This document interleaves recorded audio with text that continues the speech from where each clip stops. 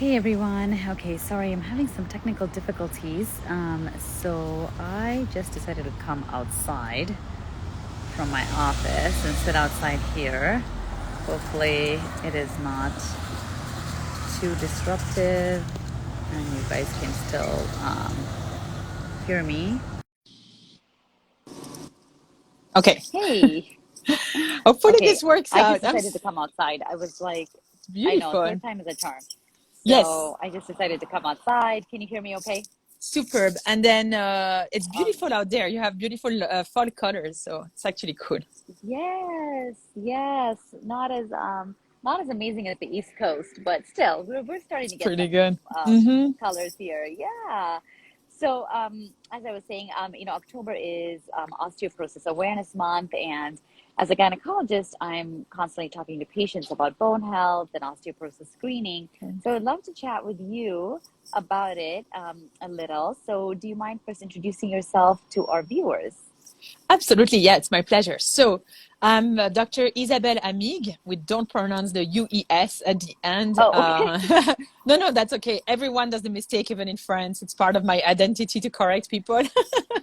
um, so it's Dr. Isabelle Amigues, and I am a rheumatologist trained first in France, and the accent, and then I came to the US and I did it again because I love rheumatology so much. So I was at Columbia University, and yeah, I do rheumatology, and as part of my training, I've done quite a bit of bone health, and we have a lot, as you said, like in rheumatology, we have a lot of osteoporosis. So the Yes. whole goal, being a doctor, you're trying to prevent as much as possible, and osteoporosis is really a disorder that you're trying to prevent because osteoporosis by itself is not so much of a problem, but when you start having broken bone, that's when problems arise, and you're trying to avoid that, basically.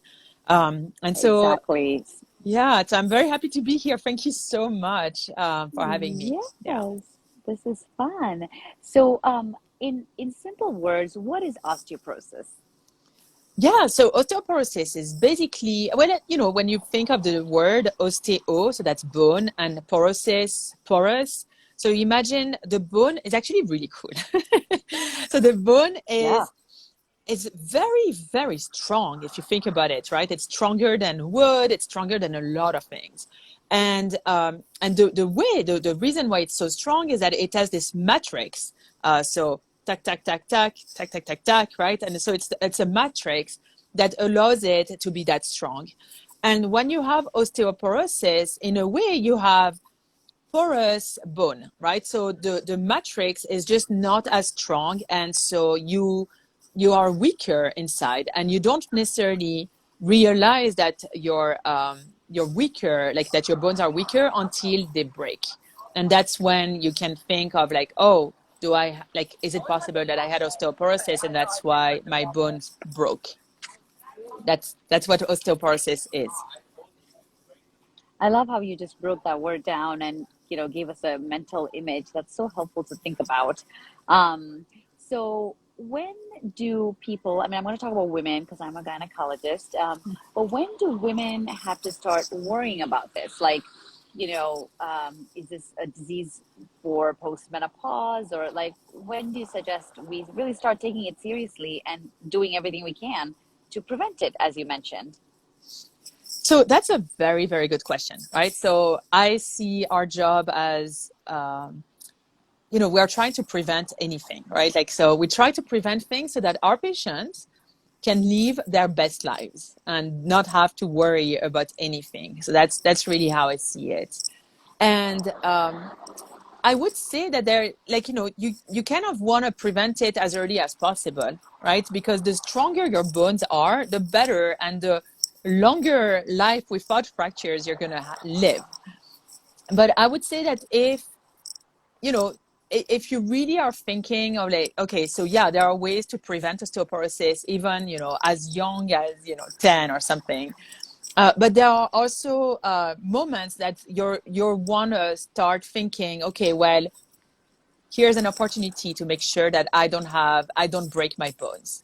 And so it's going to Yes. depend on the family history. It's going to depend on, the medications you've been on in your life. It's going to depend on the body, like how big or how thin you are, and so on. If you've been a smoker and so on. And we can go into those details. But I would say in general, I mean, our goal is not necessarily to have you worry about it, but rather prevent things. And then, if you Yes. have a family history of someone, like, for example, it sounds silly, but like, oh, your mom has broken a bone and she should not have, and we diagnosed her with osteoporosis. I think that that's a great time for us to think, okay, how can I prevent this, in Yes. the Yes. future so it doesn't happen to me? So it's Great. not a clear cut answer, but basically Yes. prevent it as much as possible in your, everyday Prevention. life. And then Yes. maybe I would say around menopause is when you want to start like looking at it seriously, basically. Sure, sure. I mean, that's when we start ordering tests, and I'll get to that in a second. Yes. But you mentioned a couple of things that were risk factors. So clearly, if a parent has had a broken bone, genetics plays a huge role in so many things in medicine, and certainly for osteoporosis as well. So, family history of broken bone. And then you also mentioned, what were some other things you mentioned? I think, yeah, very, very thin people, so your body type. So if your BMI or body mass index, is very low, that can be a risk factor. People who are on steroids for a long time, it can be a risk factor. Any other risk factors that we should be Yeah. thinking about that So yeah, that's a very good question. So I think the way I try to think of it, so to explain to my own patients, is to say, okay, look, the bone, you're trying to make it, right? So when you're young, you're making bones, and so if someone has been on steroids when they were young, right? So corticosteroid, prednisone, dexamethasone, and so on, their risk for osteoporosis is much higher. Um, hmm if someone is a smoker, their risk of hmm osteoporosis is much higher because they keep smoking. If someone has a Yes. thyroid disorder, so thyroid can use, thyroid, parathyroid disorder, that can actually thin the bone. And so that's a risk factor. If uh, Yes. if if you are thin, so the reason of the thinness is that there's probably hormonal reason, but there's also that you're gonna break easier. I mean, if you have a layer, this is the one time where being overweight is actually a good thing. If you're overweight, your chances of breaking are much lower because you have a fat, a pad. Sure. So, A cushion. Yeah. sometimes, exactly, sometimes you have to realize that, a fat can be good sometimes. It's very rare, but it can happen. And this is one of those times. And then, This is one of those times. uh, yeah, exactly. And then if I think I said that, yeah, Terry, there's like a couple of medications, so anti-epileptic that can cause this, hmm and then genetics. hmm To me, I would say that the genetic part plays a role, but the most important part is all the other things that we do, right? Smoking, being on, like, not taking care of your thyroid Yes. disorder, being on steroids, and so on, and having rheumatoid Yes. arthritis or having ankylosing spondylitis, which are both rheumatologic disorders, that puts you more at risk. Being menopaused earlier on, and so I'm sure you talk a lot about this. So being menopaused earlier on, being on aromatase inhibitor, and so on. So there are things that can, put you more at risk of osteoporosis, and the idea is, how can we prevent that so that you don't have to worry, and Yes. that Yes. you can live a long life without having to break a bone. So that's Yes. Because we really, know that definitely breaking bones. I mean, it's not the fact that you broke a bone, but then you're immobile, and yes, then you have risk for other things such as blood clots. And so there, yes, as we discuss, a lot of little things that we can be doing starting at a very young age to optimize our bone health. Now, what about, people often say, like, well, should I be supplementing with calcium and vitamin D? What are your thoughts on that? And also, what are your thoughts on exercise? Like, what kinds of exercise should people be doing, early on to again prevent osteoporosis long term? so those superb question again. So I'm going to tackle the exercise one and then the medication one, the supplement Okay. one. So the exercise is super important because, so for example, I was just talking to one doc yesterday who's been a NASA doc, right? So he would take care of patients that have been astronauts and in, you know, an anti-gravitational environment. Turns out that those patients, they break their bone a lot more and they have a lot more Mm, osteoporosis. And the whole idea is that if you don't have gravity on your bone, your risk of developing osteoporosis are much higher.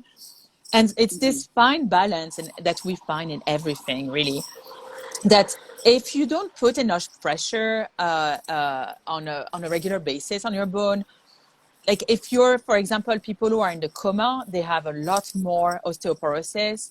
And so like you're trying to have enough exercise, and we talk about weight bearing exercise to prevent osteoporosis. So it's just, you know, as easy as just walking can prevent Yes, osteoporosis. So that's number one. So yeah, I mean, you know, the cool thing about exercise and weight bearing exercise and walking is that there are so many things that are prevented with just yes, walking that at this point, so I think true. everyone should walk. You know, we Absolutely. should all And to try make a to walk. point about weight bearing, swimming is a great exercise for Yeah. cardiovascular health, but does not help for, osteoporosis prevention Yeah. because it is not weight bearing.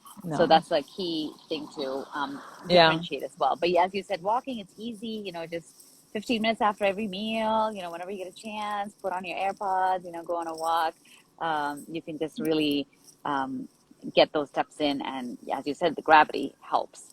Yeah. Um, No, and then absolutely. what about the supplements? That's a Supplements. So common question that people ask me all the super time. good. So you live in California, so I'm assuming a lot more people are outside and out and about, and they see the sun, and this is wonderful.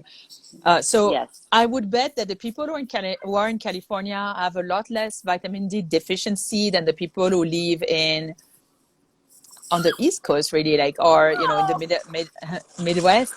And so those in general, I would say that, you know, I personally don't necessarily recommend vitamin D supplementation for everyone.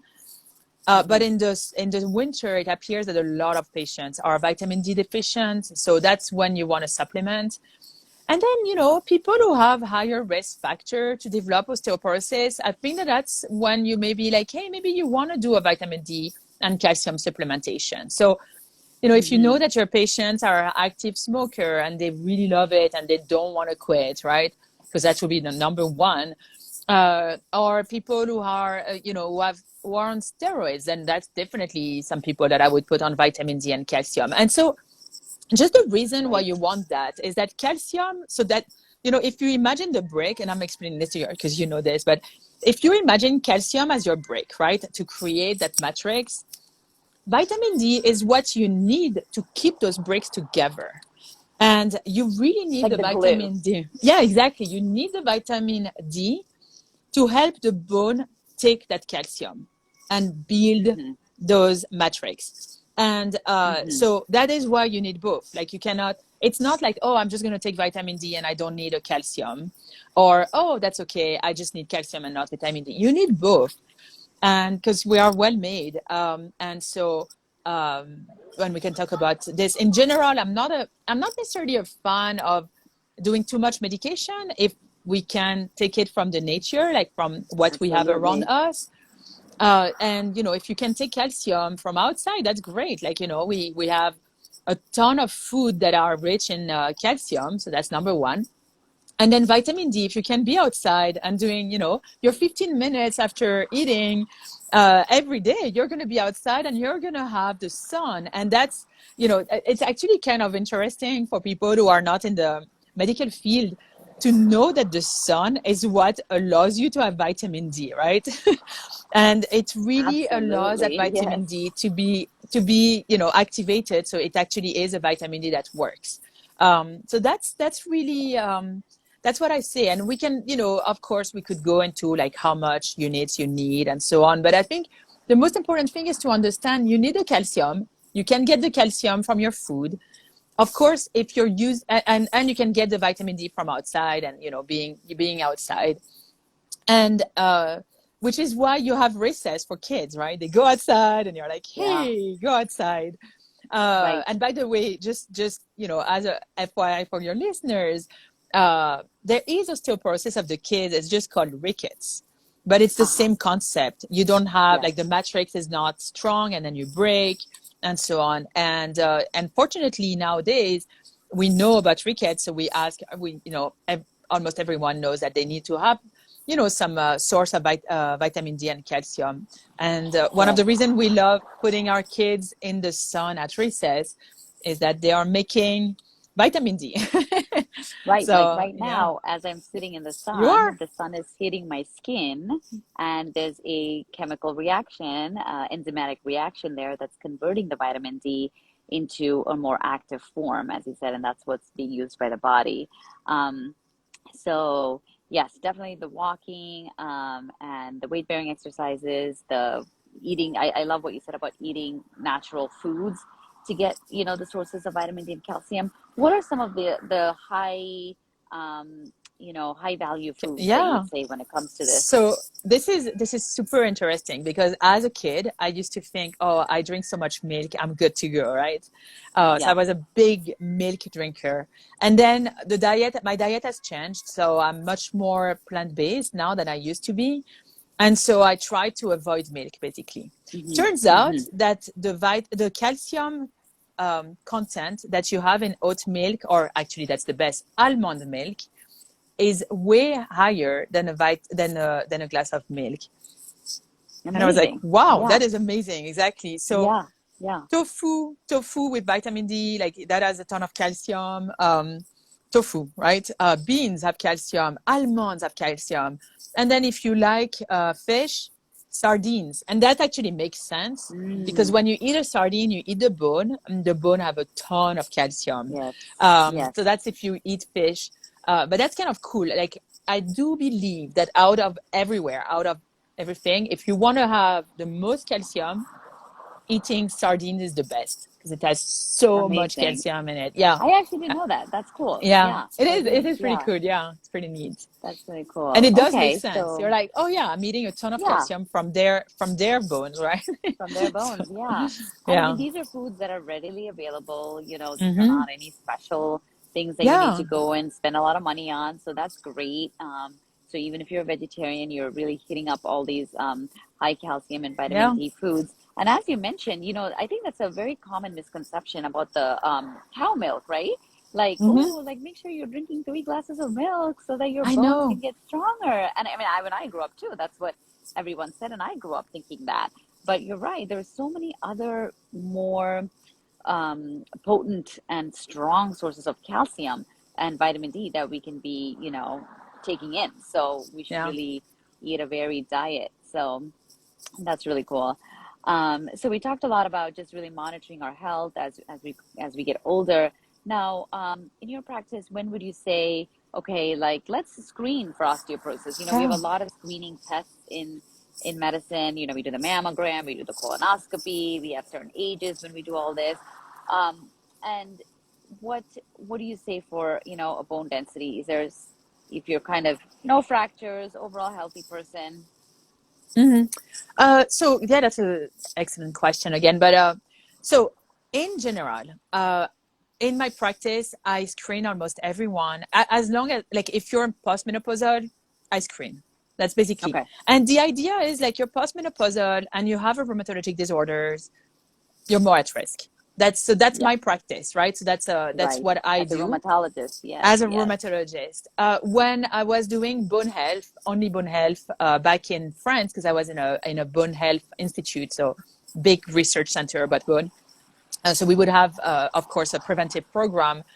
And so there, it's basically anytime, like if it's a patient that is totally healthy, if they ever have been on steroids for a long period of time. So someone that has needed steroids, prednisone, either because they were COPD, so like one of those lung disease, or like asthma, another lung disease, or any sort of like inflammatory condition that needs a Hmm. lot of steroids, then that's when you want to make sure that you do a DEXA scan. So that's one of the tests that's Hmm. the test that we look for osteoporosis. And then if there is a family history, and usually what happens is that because it's such a long it's really a long game, right? Like your Mm-hmm. matrix thins, and then it's only at one point you're going to break, right? And hopefully you don't break. In fact, you don't have to break, but you are more chance Mm-hmm. to break. And Mm-hmm. I would say that if a parent, so that's usually the grandmom, and then like their daughter is like, oh, so again, like close to postmenopausal or a little after, are like, oh wait, my mom just broke her hip and she didn't do much. She just fell, in the closet or in the cabinet or while making Mm-hmm. something, and she broke her hip. Can we like, so basically that's when you're like, okay, let's check you to have a baseline. Yes. And then Yes. it's a statistic game, right? Like, you're Yeah. looking at what's the risk in 20 years, what's the risk in 10 Right. years to break Right. something. Yeah. I mean, and in my practice as a gynecologist, the guideline used to be that once you hit menopause, you would get a DEXA scan, which is a bone density scan. And by the way, that does not have radiation in terms of like what people are often thinking about, CAT scans and being exposed to radiation. So this was recommended for everybody after menopause, and now the recommendations are actually to do it after 65 if you don't have any risk factors, or if you have any risk factors, to do it after menopause. And most women have a risk factor. Either That's true. there's a family history, or they're thin, or they've smoked, or, whatever. So it ends up being that most people have a risk factor. So I think on average, most women end up getting screened around, between 50 and 60, which Mm-hmm. is, which is a good thing. As you said, prevention is key. So being screened, and then, based on those results, then, seeing an endocrinologist maybe, to really Or talk about rheumatologist. other, or a rheumatologist, absolutely, right? To talk about treatment options, and, all the different things out there. There are many, many options, which is beyond the scope of this live, but there's so many newer Yes. methods too, that we have IV medications, we have oral medications, we have daily Sub-Q. medications, we have, Mm-hmm. sub Q, we have every 6 months, we have every year. So it's amazing. Like it's there's just things have advanced. I mean, even since I finished residency, like all the options now for Yes. patients with osteoporosis. So I always tell patients, like, go see a specialist, get all the latest and, um, best options now before you make a treatment, because treatment plan, because a lot of patients are wary, about taking medication. Yes. But as we've been saying throughout this talk, the most important thing though is to really prevent that breakage of bone. Like, we don't want to end up with a fracture. Yes. So That's yeah. correct. Yeah. Yeah, I think, Anything. we're going to Yeah. see. Yeah, I'm just thinking that we're most likely going to see, how the age of the population is like, growing pretty fast, the baby Yes. boomers and so on. So you would expect maybe a little bit more patients with fracture. But I do think that because of the work that we're doing to prevent osteoporosis, we may not have as much as as many fractures as we used to be.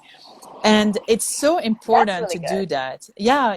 It's really important because it's a preventive measure, right? Like you're starting someone on steroids, you know that you're gonna, well, hopefully we don't need steroids, but when you need it and you know that you need steroids for a while, I think that we are trained now to really address this and ask patients to take vitamin D and calcium. I think that, nowadays we know, everyone knows what osteoporosis is, and they understand. We all want to live as an active life as possible and not have fracture, and so we're gonna, Yes. try There's more to awareness. prevent that.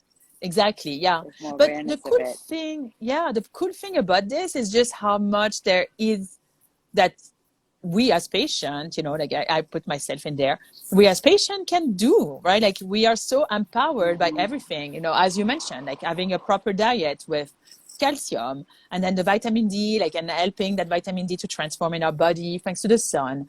Then, weight bearing exercise. So just walking so that you can get the sun and the exercise and the meditation time. Hey, uh, that's amazing. Yes. yeah. And just quitting smoking, another reason to quit smoking. I Yes. forgot about the alcohol. So if you drink a lot, that's Mm. another possibility. But there's other reason to not drink too much, uh, and uh, and know that there is a lot of things that are in our power to prevent osteoporosis and fracture. And I think that that's the big message that we want to share, right? Like it's not all like Yes. doomed. Yes, there is genetic Exactly. component, but not just. Yeah, there's a lot that we can do, a lot that we can that we know of, a lot more that we're aware of, and as you said, a lot more that's in our control, which is so great. So tell us, as we come to a close, tell us a little bit about, you're a rheumatologist. So where do you practice? Tell us a little bit about, what kinds of diseases, you treat, and where people can find you. Oh, well, thank you so much for asking me this. So I'm a rheumatologist, and I see my rheumatology practice as a holistic rheumatology practice. So it's the mind, the body, and the spirit. So that's what I see. And I'm like you, Sheruba. I'm about to open my practice in direct care, so membership, with the idea. It come from a Chinese idea. So I get very excited about this. So the Chinese medicine in the time, you would pay the doctor until you became sick, because the job of the doctor was to keep you well. And so it turns out we are not doing this, but the idea is like, you want to have access to a doc so that they get you. I see it. I get you to the best of your health, so that you don't need to see me that often.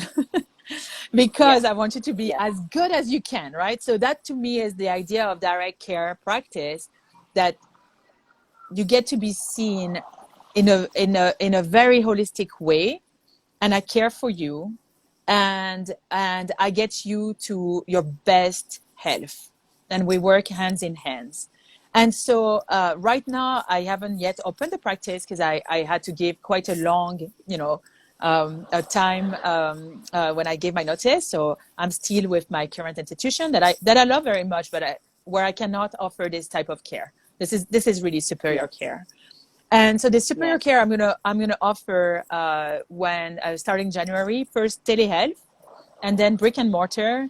I'm hoping for March. And so yeah, Okay. I see patients in all over Colorado. I'm going to expand. I will have a license in Wisconsin and Michigan, and I'm gonna expand around. So Nevada, Wyoming, probably Utah. Well, Oh, there's a amazing. colleague that has Utah, but well, because the idea is that yeah, we can do a lot telehealth, so we can do a lot for video. The art of being a rheumatologist is to listen, and there's a lot that you can diagnose with just listening. So um, I'm a And very good actually, diagnostician. Yeah. tell us what a Yeah, you wanna? rheumatologist does. Yeah, absolutely. Thank you so much. Yeah, you're right. So the short answer is, we are Dr. House without the attitude. So I love no, it. but I love it. yeah, but so there's three big things we do.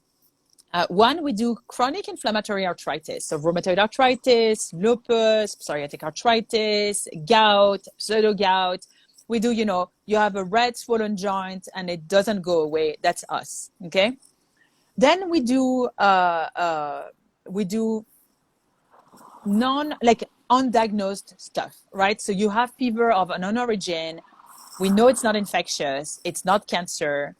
And like, you come to the rheumatologist, and then I figure out why you have this fever of unknown origin. And that's like one of my favorite things to do. Uh, you have God diagnosis bless you. where I love it. Then you have things where it's not clear, like where no one else knows. And that's really where, like my training, and I don't know if it's because I trained in France or so, but I find myself to find out what's going on, sometimes within two visits, and the patient has been carrying unknown answers, unknown question for several years. And then they come to the rheumatology practice, and we figure out what they have. And then we have sometimes, chronic pain. So chronic Hmm. pain, I see quite a bit of post-COVID syndrome. Uh, Mm. and I think that it's a little bit of blend of all of this, which is basically we have like a systemic view. It's not just the joint. It's really like, just, do you have a fever? Do you have like a rash? And this rash keeps coming back, and it's not just dermatology, and there are other stuff. You have like eye inflammation, and so on. So that's really what we do. And it has both this care that's longitudinal, where you take a patient from not feeling great, feeling awful, in fact, right? Because they have joint pain and they have fever, or at least they feel like they have a fever, and then Hmm. you take them to, well, first of all, we figured out what you have, and then sometimes we don't really know what you have, but I know how to treat you, and that's actually even more important. Yes. So, and Yes. then we treat Yes. with superb treatment that we have in 2022. So we're just, I just Amazing. love the treatment we have. And some other time we just coach our patients for pain and Yeah. trying to Yeah. understand why they have pain Yeah. and help with that. And we work, closely with pain management and so on. So That's in a awesome. nutshell, it's a little bit more complicated, but in a nutshell, and Yeah. to simplify, this is what I do.